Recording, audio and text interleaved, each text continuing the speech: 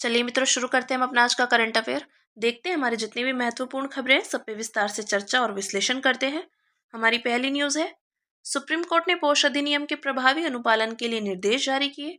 तो supreme court ने महिलाओं का कार्यस्थल पर लैंगिक उत्पीड़न अधिनियम 2013 के एक समान कार्यान्वयन के लिए सभी राज्यों एवं केंद्र शासित प्रदेशों को निर्देश जारी किए हैं। सुप्रीम कोर्ट द्वारा जारी निर्देशों पर एक नजर डालते हैं। तो सरकार को पोक्सो अधिनियम के अंतर्गत कार्यों को करने के लिए प्रत्येक जिले में एक डिस्ट्रिक्ट ऑफिसर अधिसूचित करना चाहिए। डिस्ट्रिक्ट ऑफिसर के कर्तव्यों में निम्नलिखित शामिल हैं, तो देखते हैं। जिले में संगठनों के अंतर्गत आंतरिक शिकायत समिति यानी इंटरनल कंप्लेंट्स कमेटी का गठन सुनिश्चित करना। पोक्सो अधिनियम की धारा 4 के अनुसार प्रत्येक नियोक्ता को आंतरिक शिकायत समिति का गठन करना अनिवार्य है। पीड़िता को अपनी शिकायत आंतरिक शिकायत समिति के पास भेजनी होगी और समिति उसकी जांच शुरू करेगी और उचित कार्यवाही की सिफारिश करेगी। पोक्सो अधिनियम की धारा 6 के अंतर्गत निर्धारित स्थानीय समिति का गठन सुनिश्चित करना। और स्थानीय समिति उन संस्थानों या प्रतिष्ठानों से लैंगिक उत्पीड़न की शिकायतें स्वीकार करती हैं जहां 10 से कम कर्मचारियों के कारण आंतरिक शिकायत समिति का गठन नहीं हुआ है, ये यदि शिकायत नियोक्ता के खिलाफ की गई है। ग्रामीण या जनजातीय क्षेत्र में प्रत्येक ब्लॉक, तालुका, तहसील में और शहरी क्षेत्रों में नगरपालिका में एक नोडल अधिकारी नामित करना। स्थानीय समिति का अधिकार क्षेत्र संबंधित जिले तक होता है। प्रत्येक राज्य को लैंगिक उत्पीड़न की शिकायत दर्ज कराने के लिए शी बॉक्स स्थापित करने के बारे में सोचना चाहिए। और लैंगिक उत्पीड़न इलेक्ट्रॉनिक बॉक्स यानी शी बॉक्स का उद्देश्य प्रत्येक महिला को लैंगिक उत्पीड़न की शिकायतों को दर्ज कराने की सुविधा हेतु सिंगल विंडो विकल्प प्रदान करना है।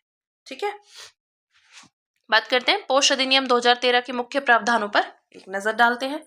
तो लैंगिक उत्पीड़न की परिभाषा, इसमें सभी प्रकार के लैंगिक उत्पीड़न शामिल हैं, जैसे शारीरिक संपर्क, सेक्सुअल फेवर की मांग करना, लैंगिक टिप्पणियां करना और अश्लील साहित्य दिखाना या लैंगिक प्रकृति का कोई अन्य अवांछित शारीरिक, मौखिक या गैर मौखिक आचरण करना। इसका लागू होना तो यह सभी कार्यस्थलों पर लागू होता है, जैसे सरकारी और निजी संस्थान, अस्पताल व गैर सरकारी संगठन, नियोजन में रहते हुए कंपनी या प्रतिष्ठान के काम से कर्मचारी द्वारा विजिट किया गया कोई भी स्थान और यहाँ तक कि आवासीय स्थान भी।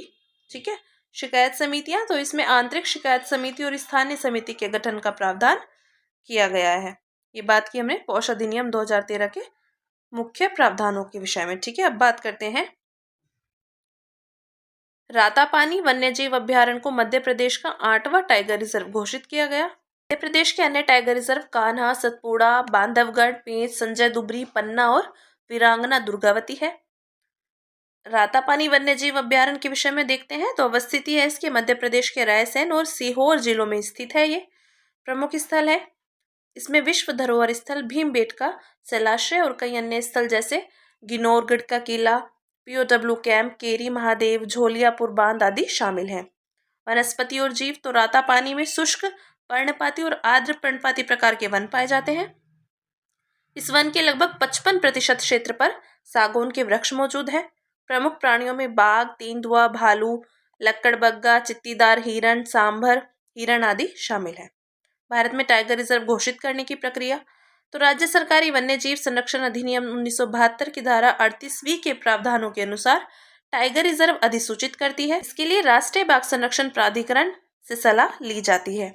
अधिसूचना में निम्नलिखित चरण शामिल होते हैं, तो राज्य से प्रस्ताव प्राप्त होना, वन्य जीव अधिनियम 1972 की धारा 38वीं के अंतर्गत एनटीसीए विस्तृत विवरणों की मांग करते हुए अपनी सैद्धांतिक मंजूरी देता है। एनटीसीए समुचित जांच के बाद राज्य को प्रस्ताव की सिफारिश करता है और राज्य सरकार संबंधित क्षेत्र को टाइगर रिजर्व के रूप में अधिसूचित करती है। ठीक है, बात करते हैं बाघों की सुरक्षा के लिए भारत सरकार द्वारा किए गए प्रयास। तो प्रोजेक्ट टाइगर, यह बाघों की आबादी वाले राज्यों को सहायता प्रदान करने के लिए पर्यावरण, वन और जलवायु परिवर्तन मंत्रालय की एक केंद्र प्रायोजित योजना है।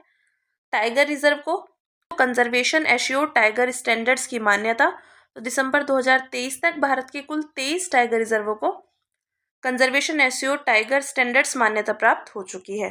इंटरनेशनल बिग कैट अलायंस, तो भारत ने बिग कैट्स या बड़े विडाल वंशियों और उनके प्राकृतिक परिवेश के भविष्य को सुरक्षित करने के लिए IBCA यानी इंटरनेशनल बिग कैट अलायंस की शुरुआत की है। ठीक है, ये बात की हमने बाघों की सुरक्षा के लिए भारत सरकार द्वारा जो प्रयास किए गए हैं उनके संबंध में। अब बात करते हैं stepping back from the precipice transforming land management to stay within planetary boundaries शीर्षक से रिपोर्ट जारी की गई। तो यह report Potsdam Institute for Climate Impact Research ने संयुक्त राष्ट्र मरुस्थलीकरण रोकथाम अभिसमय के सहयोग से जारी की है। इस रिपोर्ट के मुख्य बिंदुओं पर एक नजर डालते हैं। तो भूमि की बात करें तो भूमि पृथ्वी की स्थिरता की आधारशिला है। ऐसा इसलिए क्योंकि यह जलवायु को विनियमित करती है, जैव विविधता को संरक्षित करती है, ताजे जल की प्रणालियों को बनाए रखती है तथा भोजन, जल और कच्चा माल उपलब्ध कराती है। नौग्रहीय सीमाओं या प्लेनेटरी बाउंड्रीज में से 7 भूमि से संबंधित है। ये सीमाएं वैज्ञानिक रूप से निर्धारित की गई हैं, जिनके भीतर मानव सुरक्षित रूप से अस्तित्व में रह सकता है। इन सीमाओं को पार करने से विनाशकारी पर्यावरणीय बदलाव हो सकते हैं और पृथ्वी प्रणाली अस्थिर हो सकती है। भूमि का क्षरण, तो इसके लिए मानवीय गतिविधियों जैसे कि असंधारणीय कृषि पद्धतियां, प्राकृतिक पारिस्थितिकी तंत्रों में व्यवधान या बदलाव करना, वनों की कटाई और शहरीकरण शामिल है। प्रभाव देखते हैं इसका। तो भूमि क्षरण से विश्व भर में 15 मिलियन वर्ग किलोमीटर क्षेत्र तथा 1.2 बिलियन लोग प्रभावित होते हैं। भूमि क्षरण की आर्थिक लागत प्रतिवर्ष 6.3 से 10.6 ट्रिलियन अमेरिकी डॉलर के बीच होने का अनुमान है। ठीक है, जानते हैं रिपोर्ट में की गई मुख्य सिफारिशें। तो सक्षमकारी कारक, तो इसमें सहयोगात्मक फ्रेमवर्क, आर्थिक प्रोत्साहन, संपत्ति और संसाधन उपयोग के मामले में स्पष्ट अधिकार, अलग अलग हितधारकों के बीच प्रभावी समन्वय आदि शामिल है। पर्याप्त सार्वजनिक और निजी निवेश, तो इसके तहत विशेष रूप से सभी राष्ट्रीय व अंतर्राष्ट्रीय वित्त पोषण में संधारणीय भूमि उपयोग को बेहतर रूप से शामिल करना चाहिए तथा प्राथमिकता देनी चाहिए। वैज्ञानिक फ्रेमवर्क, तो इसमें ग्रहीय सीमा जैसे वैज्ञानिक फ्रेमवर्क नीति निर्माताओं के लिए साक्ष्य आधारित नीतिगत निर्णय लेने हेतु व्यवहारिक मार्गदर्शक के रूप में कार्य कर सकता है। ठीक है, तो ये भूमि से संबंधित ग्रहीय सीमाएं हमारी। ठीक है, ये वे सीमाएं हैं हमारी जिन्हें अभी पार नहीं किया गया है और ये वे सीमाएं हैं जिन्हें पार किया जा चुका है। ठीक है, अब बात करते हैं अगली न्यूज पर, जो है दक्षिण कोरिया के बुसान में प्लास्टिक प्रदूषण संधि पर चल रही वार्ता स्थगित हो गई। तो दक्षिण कोरिया के बुसान में प्लास्टिक प्रदूषण पर कानूनी रूप से बाध्यकारी संधि अपनाने हेतु 5वां सत्र आयोजित हुआ था। यह सत्र भी संधि पर देशों के बीच अंतिम सहमति बनाए बिना समाप्त हो गया। ज्ञातव्य है कि 2022 के संयुक्त राष्ट्र पर्यावरण सभा के संकल्प के तहत प्लास्टिक प्रदूषण संधि का स्वरूप तैयार करने पर वार्ता की जा रही है। इस संधि में प्लास्टिक के पूर्ण उपयोग चक्र के प्रबंधन से संबंधित प्रावधान किए जाने हैं। इस चक्र में प्लास्टिक का उत्पादन, डिजाइन और निपटान शामिल है। संधि को अंतिम रूप देने में समस्याएं, तो प्लास्टिक के उत्पादन की अधिकतम मात्रा तय करना। यूरोपीय संघ, लैटिन अमेरिकी और अफ्रीकी देश संधि में प्लास्टिक उत्पादन की अधिकतम मात्रा संबंधी लक्ष्य शामिल करने के पक्ष में है। भारत और चीन जैसे देश इसका विरोध कर रहे हैं। अस्पष्ट परिभाषा की बात करें तो कुछ प्लास्टिक रसायन और उत्पादों के उपयोग की समाप्ति पर परिभाषाएं स्पष्ट नहीं है। संधि के ड्राफ्ट में प्लास्टिक और प्लास्टिक उत्पादों को स्पष्ट रूप से परिभाषित किया गया था, लेकिन इसमें microplastic, nano plastic, primary plastic, polymer और रिसाइकलिंग की स्पष्ट परिभाषाएं नहीं दी गई थी। संधि के प्रति भारत का रुख, तो विकास अवरुद्ध हो सकता है। भारत ने प्राइमरी प्लास्टिक पॉलीमर के उत्पादन को कम या प्रतिबंधित करने वाले किसी भी प्रावधान का समर्थन करने में असमर्थता जताई है। भारत का तर्क है कि इससे राष्ट्रों के विकास करने के अधिकार प्रभावित हो सकते हैं।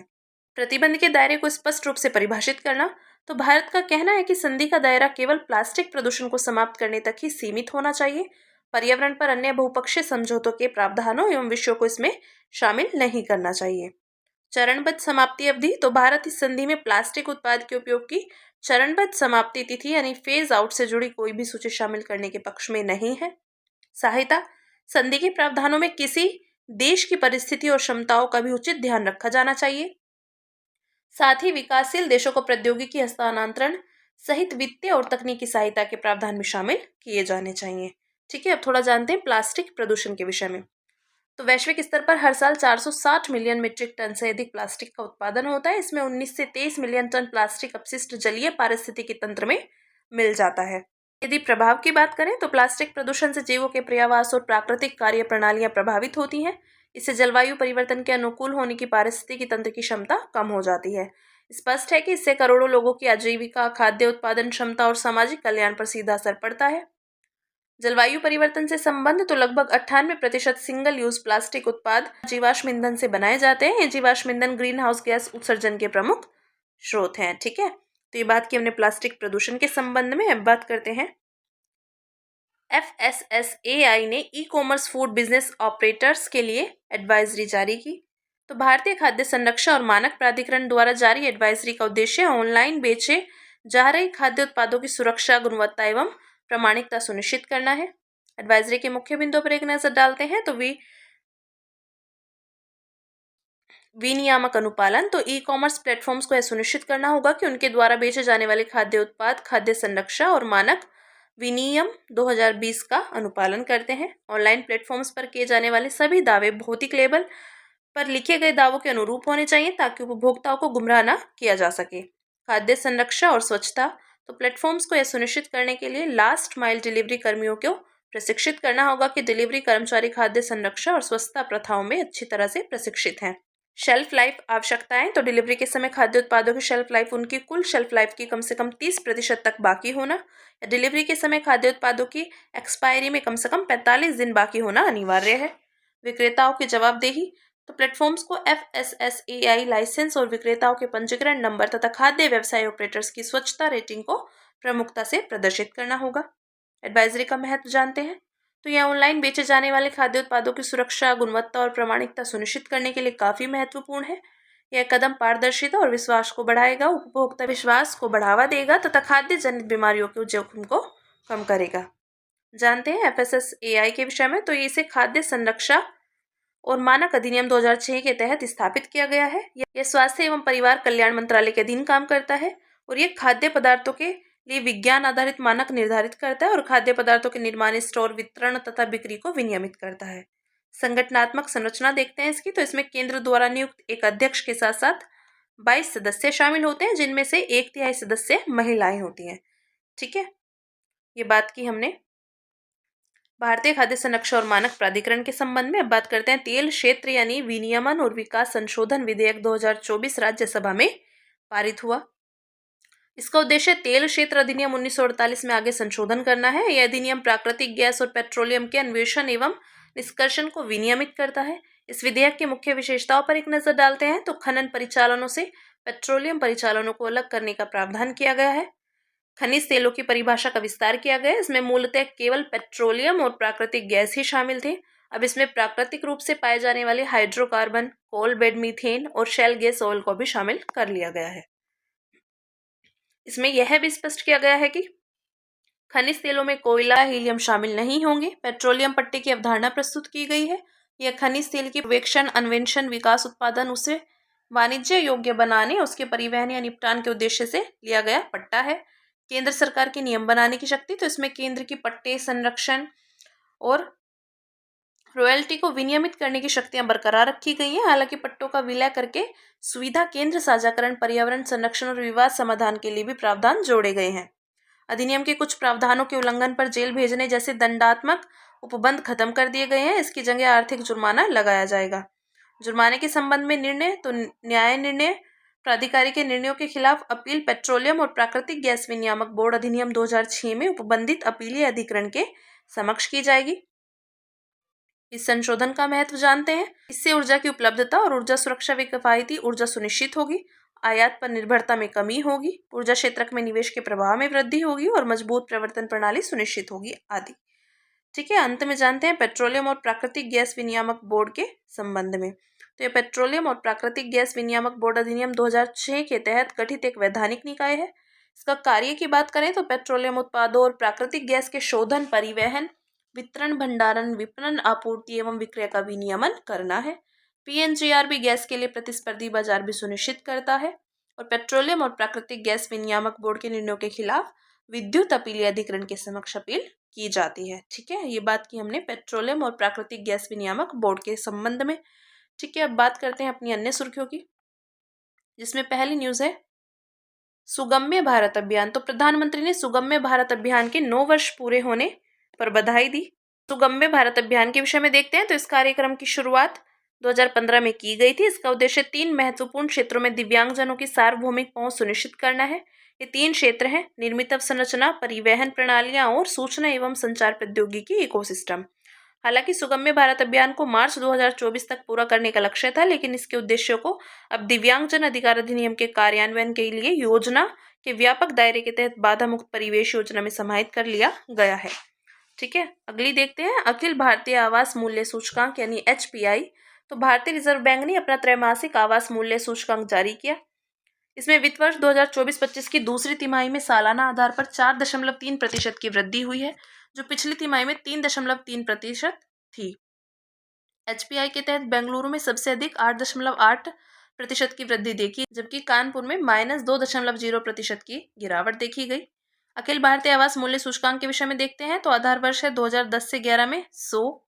डेटा स्रोत 10 प्रमुख शहरों के पंजीकरण प्राधिकरणों से प्राप्त ट्रांजैक्शन डेटा। कवर किए गए शहर हैं अहमदाबाद, बेंगलुरु, चेन्नई, दिल्ली, जयपुर, कानपुर, कोची, कोलकाता, लखनऊ, मुंबई आदि। ठीक है, बात की हमने एचआईपी के संबंध में। अब बात करते हैं रिस्ट्रिक्टेड रिटर्न। ठीक है, तो सेबी ने restricted return infrastructure investment trusts के लिए एक फ्रेमवर्क को प्रस्तावित की है। Restricted return infrastructure investment trusts mutual fund की तरह निवेश करने की अनुमति प्रदान करती हैं ताकि वे प्रतिफल के रूप में आय प्राप्त कर सकें। इनके विषय में जानते हैं तो रिस्ट्रिक्टेड रिटर्न का प्रायोजक निवेशक को एक निश्चित प्रतिफल या लाभांश की गारंटी प्रदान करता है। यदि निर्धारित रिटर्न या लाभांश जनरेट नहीं होता है तो प्रायोजक अपने स्वयं के फंड से इस कमी को पूरा करने के लिए एक कदम उठाता है। इससे निवेशक के नुकसान की भरपाई होती है, लेकिन अगर लाभांश निर्धारित सीमा से अधिक हो जाता है तो अतिरिक्त राशि प्रायोजक को मिलेगी। इसका अर्थ है कि निवेशक की अधिकतम कमाई एक सीमा पर सीमित हो जाएगी। ठीक है, अब बात करते हैं भौगोलिक संकेतक यानी जीआई टैग के संबंध में। तो गुजरात की पारंपरिक विवाह की साड़ी घरचोला को जीआई टैग दिया गया। यह साड़ी लाल, मैरून, हरे और पीले जैसे शुभ रंगों में तैयार की जाती है। पारंपरिक रूप से इसे हिंदू और जैन विवाहों के अवसर पर पहना जाता है। के विषय में जानते हैं तो जीआई एक प्रतीक है जिसका उपयोग उन उत्पादों पर किया जाता है जिनकी एक विशिष्ट भौगोलिक उत्पत्ति होती है तथा इस विशिष्ट भौगोलिक उत्पत्ति के कारण उनमें विशिष्ट गुण या प्रतिष्ठा होती है। भारत में यह वस्तुओं का भौगोलिक संकेतक यानी पंजीकरण और संरक्षण अधिनियम 1999 के तहत दिया जाता है। भौगोलिक संकेतक का पंजीकरण 10 वर्षों की अवधि के लिए वैध होता है, जिसे बाद में नवीनीकृत कराया जा सकता है। लाभ देखते हैं इसके तो यह विशेष उत्पाद के अनधिकृत उपयोग के खिलाफ कानूनी सुरक्षा प्रदान करता है, साथ ही उस उत्पाद के निर्यात को बढ़ावा देता है तथा उत्पाद की गुणवत्ता और विशिष्टता का आश्वासन देता है। ये बात की हमने जीआई के विषय में। बात करते हैं बैंकिंग कानून संशोधन विधेयक 2024 के संबंध में। तो लोकसभा ने बैंकिंग कानून संशोधन विधेयक 2024 पारित किया। इस विधेयक के मुख्य प्रावधानों पर एक नजर डालते हैं। यह आरबीआई अधिनियम 1934, बैंकिंग विनियमन अधिनियम 1949, एसबीआई अधिनियम 1955 आदि महत्वपूर्ण अधिनियमों में संशोधन करता है। नकद भंडार के लिए पखवाड़े की परिभाषा। तो आरबीआई अधिनियम के तहत अनुसूचित बैंकों को नकदी भंडार के रूप में आरबीआई में औसत दैनिक शेष का एक निश्चित स्तर बरकरार रखना होता है। यह औसत दैनिक शेष एक पखवाड़े के प्रत्येक दिन के कारोबार की समाप्ति पर बैंकों द्वारा रखे गए शेष के औसत पर आधारित होता है। विधेयक पखवाड़े की परिभाषा अनुसूचित व गैर अनुसूचित दोनों तरह के बैंकों के लिए निम्नलिखित अवधि में बदलता है। तो प्रत्येक महीने के लिए पहले दिन में 15वें दिन तक और प्रत्येक महीने के 16वें दिन से अंतिम दिन तक। ठीक है। बैंकिंग विनियमन अधिनियम किसी बैंक के निदेशक को लगातार 8 वर्षों से अधिक समय तक पद पर बने रहने से निषिद्ध करता है। विधेयक में सहकारी बैंकों के लिए इस अवधि को बढ़ाकर 10 वर्ष किया गया है। तो यह विधेयक निवेशक, शिक्षा और संरक्षण निधि में हस्तांतरित की जाने वाली धनराशि के दायरे को विस्तृत करता है। इसमें निम्नलिखित शामिल है। तो ऐसे शेयर जिनके लिए लगातार 7 वर्षों तक लाभांश का भुगतान नहीं किया गया है या उस पर दावा नहीं किया गया है, और बॉन्ड्स के लिए कोई ब्याज या रिडम्पशन राशि जिसका 7 वर्षों से भुगतान नहीं किया गया है या जिस पर दावा नहीं किया गया है। ठीक है, ये बात की बैंकिंग कानून संशोधन विधेयक 2024 के संबंध में। बात करते हैं उष्ण कटिबंधीय पादप सूबा बुल के संबंध में। तो हाल ही में विज्ञान एवं प्रौद्योगिकी में उन्नत अध्ययन संस्थान गुवाहाटी के शोधकर्ताओं ने टाइप 2 मधुमेह से संबंधित इंसुलिन प्रतिरोध के प्रबंधन में सूबा बुल के चिकित्सीय महत्व को उजागर किया है। इसके संबंध में जानते हैं तो एक तेजी से बढ़ने वाला पारंपरिक औषधीय फलीदार वृक्ष है। यह उष्ण कटिबंधीय और उपोष्ण कटिबंधीय क्षेत्रों का स्थानिक वृक्ष है। पारंपरिक रूप से नृजातीय समुदाय द्वारा इसके पोषण मूल्य के कारण उपयोग किया जाता है। इसकी पत्तियां और बीजों को कच्चा खाया जाता है या प्रोटीन व फाइबर के समृद्ध स्रोतों के रूप में सूप व सलाद के रूप में भी खाया जाता है। देखते हैं MH-60R हेलीकॉप्टर। तो हाल ही में संयुक्त राज्य अमेरिका ने अपने विदेशी सैन्य बिक्री कार्यक्रम के तहत भारत को MH-60R हेलीकॉप्टरों के लिए सहायक उपकरणों की बिक्री हेतु $1.17 बिलियन के सौदे को मंजूरी दी है। भारतीय नौसेना ने मार्च 2024 में कोच्चि में INS गरुड़ पर MH-60R सीहॉक बहुउद्देशीय हेलीकॉप्टर का पहला स्क्वाड्रन कमीशन किया था। ये 24 Lockheed Martin Sikorsky MH-60R Seahawk के लिए $2.6 बिलियन के विदेशी सैन्य बिक्री सौदे का हिस्सा है। इसके विषय में देखते हैं तो ये हेलीकॉप्टर पनडुब्बी रोधी युद्ध और सतह रोधी युद्ध की क्षमता प्रदान करते हैं। इन्हें तट और जहाज दोनों से संचालित किया जा सकता है। इनमें उन्नत डिजिटल सेंसर्स लगे हुए हैं, जैसे multi mode radar, electronic support measure system, electro optical infrared camera आदि। ठीक है, अब बात करते हैं यूएनसीसीडी के COP16 में नई पहले लॉन्च की गई। तो सऊदी अरब की अध्यक्षता में यूएनसीसीडी के COP16 के दौरान निम्नलिखित 3 पहले शुरू की गई हैं। पहली है रियाद ड्रॉट रेजिलियंस पार्टनरशिप, दूसरी है वर्ल्ड ड्रॉट एटलस और तीसरी है इंटरनेशनल ड्रॉट रेजिलियंस ऑब्जर्वेटरी। इसे इंटरनेशनल ड्रॉट रेजिलियंस अलायंस ने लॉन्च किया। ठीक है, यह सूखे से निपटने के लिए पहला वैश्विक एआई संचालित डेटा प्लेटफॉर्म है। तो ये 3 पहले हैं जो शुरू की गई हैं। अब बात करते हैं दक्षिण कोरिया का मार्शल लॉ। तो हाल ही में दक्षिण कोरियाई राष्ट्रपति ने आपातकालीन मार्शल लॉ की घोषणा की और कोरिया गणराज्य की स्थापना के बाद अब तक वहां 16 बार मार्शल लॉ लगाया जा चुका है। इसे आखिरी बार 1980 में लगाया गया था। मार्शल लॉ देखते हैं तो इसमें सिविल प्रशासन को निलंबित कर दिया जाता है तथा संसद, मीडिया और राजनीतिक दलों पर सैन्य नियंत्रण हो जाता है। संवैधानिक आधार है। दक्षिण कोरिया के संविधान के अनुच्छेद 77 के अनुसार लोक सुरक्षा और व्यवस्था बनाए रखने के लिए राष्ट्रीय आपातकाल के समय मार्शल लॉ की घोषणा की जा सकती है। अब बात करते हैं एक्स्ट्रा क्रोमोसोमल डीएनए के संबंध में। तो अध्ययनों से पता चला कि ईसीडीएनए किस प्रकार कैंसर की प्रगति और दवा प्रतिरोध को बढ़ाता है। तो एक्स्ट्रा क्रोमोसोमल डीएनए के विषय में जानते हैं। ये गुणसूत्रों से अलग होकर नाभिक में स्वतंत्र रूप से मौजूद रहते हैं। सूक्ष्म चक्रीय डीएनए खंड है। इसकी उत्पत्ति की बात करें तो डीएनए क्षति या डीएनए प्रतिकृति के दौरान त्रुटियों के कारण निर्मित होते हैं। कैंसर में ईसीडीएनए की भूमिका, तो यह कुछ ट्यूमर प्रकारों में 90% तक पाया जाता है। इन ट्यूमर्स के प्रकारों में ब्रेन ट्यूमर, लिपोसारकोमा और स्तन कैंसर शामिल है। ईसीडीएनए में प्राय अनेक ऑन्कोजीन होते हैं जो ट्यूमर वृद्धि और दवा प्रतिरोध को बढ़ावा देते हैं। ऑन्कोजीन उत्परिवर्तित जीन होते हैं, कैंसर उत्पन्न करने में सक्षम होते हैं तथा ट्यूमर के विकास को सक्रिय करने में महत्वपूर्ण भूमिका निभाते हैं। ठीक है, जितनी भी अन्य सुर्खियां थी और हमारी जितनी भी आज की महत्वपूर्ण खबरें थी, हमने सब पे विस्तार से चर्चा और विश्लेषण किया। आप एक बार इसको अच्छे से पढ़ लेंगे। ठीक है, यही हमारे एग्जाम्स में काम आता है। जितना भी करंट अफेयर होता है, वन लाइनर भी सभी सी में से पूछा जाता है। ठीक है ना, तो आप थोड़ा ध्यान से पढ़ेंगे। ठीक है, फिर इसी के साथ मिलते हैं कल अपनी नई खबरों के साथ।